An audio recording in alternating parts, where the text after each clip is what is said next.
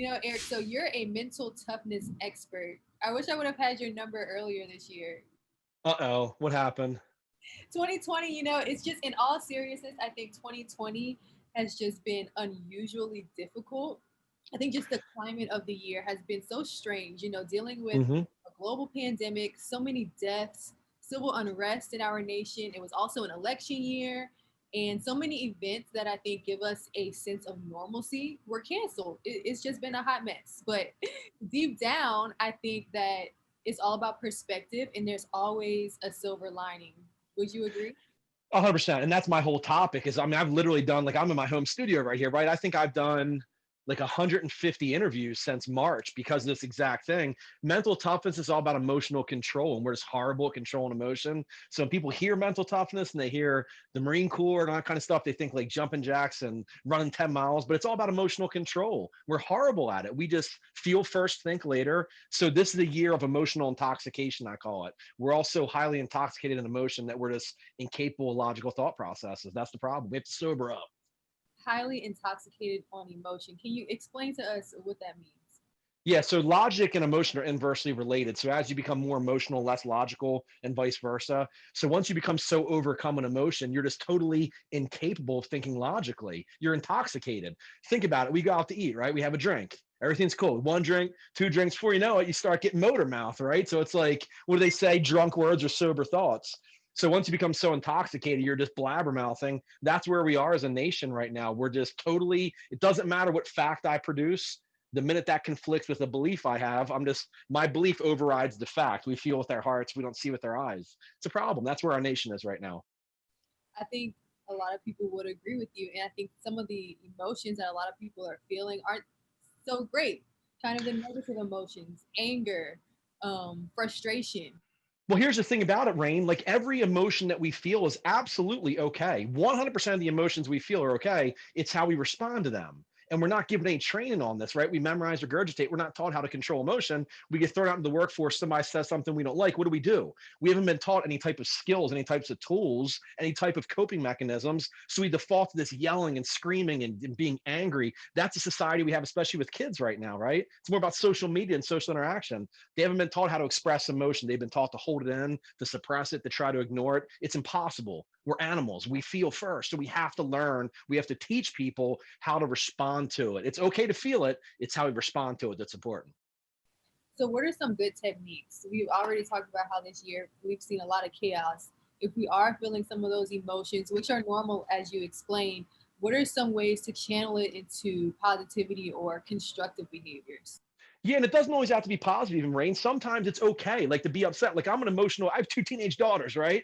Like I joke all the time. I do my presentations. I speak to these companies, and they're like, "Well, Eric, you're just a robot. You don't feel emotion." I'm like, "Give me a room full of 50 ladies. I'm more emotional than every damn one I'm put together. I cry at movies. I do all that. The only difference between me and 99% of the people is I have total control of my emotion. So I know, I'm aware. I know when I'm getting ready to be emotional, and I know what's going to follow. That's going to be a reaction that's not really grounded in any type of objective reality. It's based on the feeling I have, and feelings lead us astray a lot of times. In relationships, they're great, they're awesome. You have to think with your feelings when you're in a relationship. But when it comes to business, when it comes to anything you do outside of normal relationships, it has to be weighed out with logic. So to answer your question, it all starts with acknowledging the emotion and knowing that we're going to feel first. If we acknowledge the emotion, we can learn how to control it. We can't turn it off, we can't stop it, and we should feel it. It's okay to cry, it's okay to yell, it's okay to scream, but we have to remain in control of it. That's the key. You mentioned the fact that you may be the most emotional person in a room full of women. I am. Funny, but I am. I admire the fact that you can admit that because sometimes a lot of men are kind of trained or brought up to suppress their emotions. I do tons of media on this, Rain. The problem is they've done studies on this. Boys and girls up until the age of about 11 experience the same exact emotions. They respond to them almost identically. It's at about the 11 to 12-year age where it starts to go like this. The problem in society is we're teaching our boys that it's not okay to express emotion. Man up, bro. You're a boy. Suck it up. You can't do that. They have to be taught that it's okay to feel those emotions. But as males, that's a sign of weakness.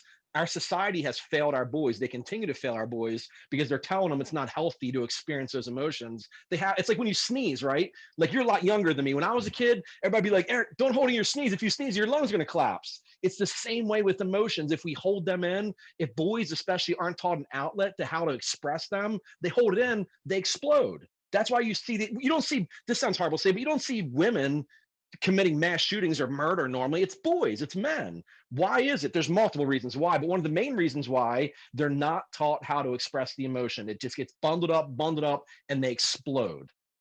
You think that's something that should be taught at an early age?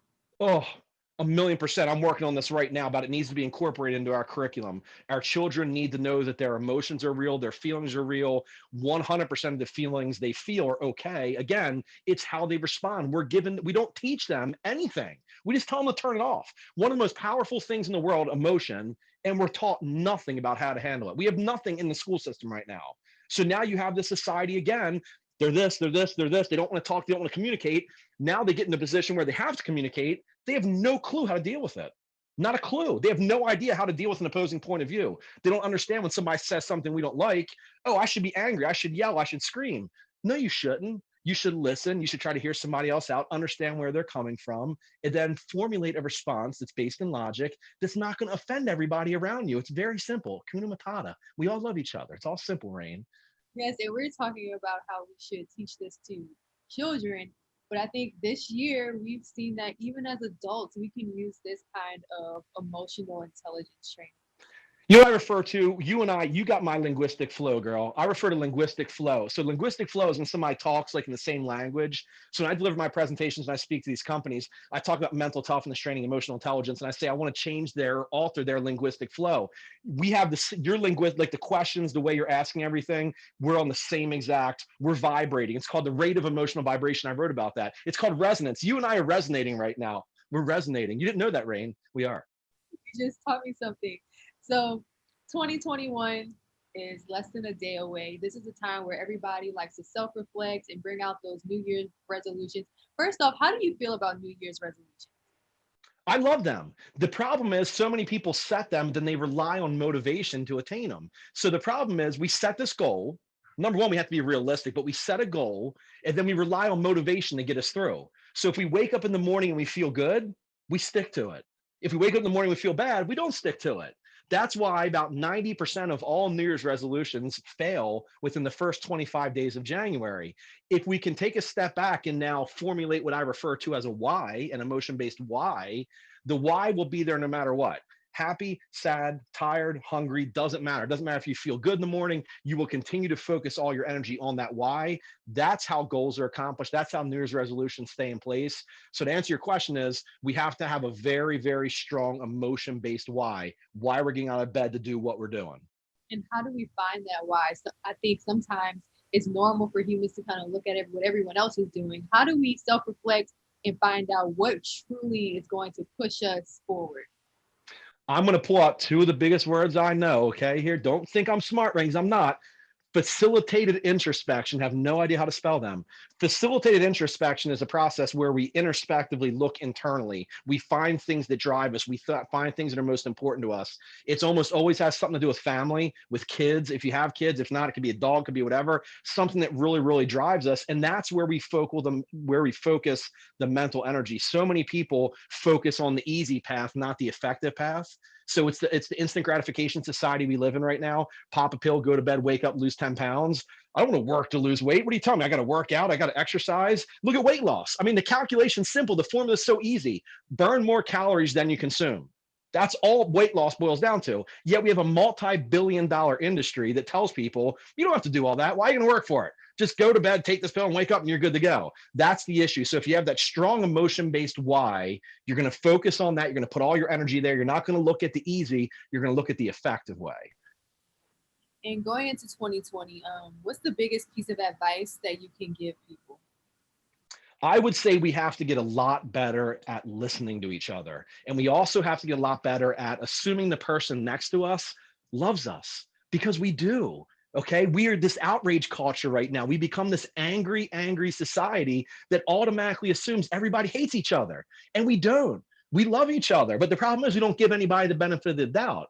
So the minute somebody has a conflicting point of view, or the minute somebody comes at us with facts that conflict with beliefs we have, we automatically default to these defense mechanisms, as opposed to hearing that person out, listening to them, listening with the intent to understand, not with the intent to reply. If we can hear that person out, just let them feel like, hey, you know what, Rain, I don't totally agree with what you're saying, but I hear you. I got you. I understand. That's good. I appreciate that. If we can just give the person that, it's not a win-lose situation. It's not a I'm angry at you, I hate you. It's just kuna matata, we're all good, we all love each other. So the bit of advice I would give is just to assume the best intentions in the person standing next to you, not the worst intentions.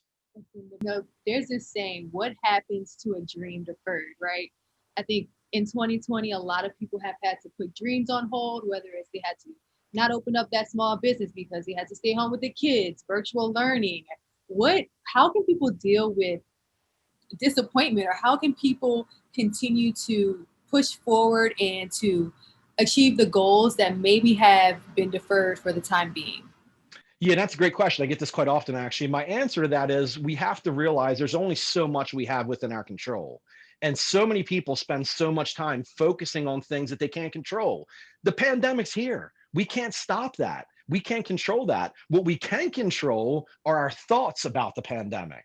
So when it comes to these hurdles, when it comes to these speed bumps, I do a lot about kids. I talk about kids a lot with this. You know, as parents, we want to shield our kids from pain. We don't want them to feel sadness or being upset or anger, whatever. But ultimately, what they're learning right now, they're learning lifelong skills, because life isn't easy. Okay, this is the way life works. Stuff gets thrown at us. We get put in situations. In the Marine Corps, we refer to this as improvise, adapt, and overcome. If there's an issue, you improvise, you adapt, you overcome. Failure's not an option. So when it comes to these things, these hurdles, these major horrible things that are happening, take control over what we can, which are our thoughts, and don't allow our thoughts to totally guide what we do. Have control of them, but realize there's only so much we can do. This is probably one of my most favorite interviews. Thank you so much, Eric, the Emotional Marine. Where can people find more information? Thank you, Ray. I love talking with you too. My website's best. Thank you so much for that. It's mentaltoughness.speaker.com. My book's also on Amazon. I'm a former Marine. I can hardly read or write, so it's written in crayon, but you can find it on Amazon. You know, Eric, so you're a mental toughness expert. I wish I would have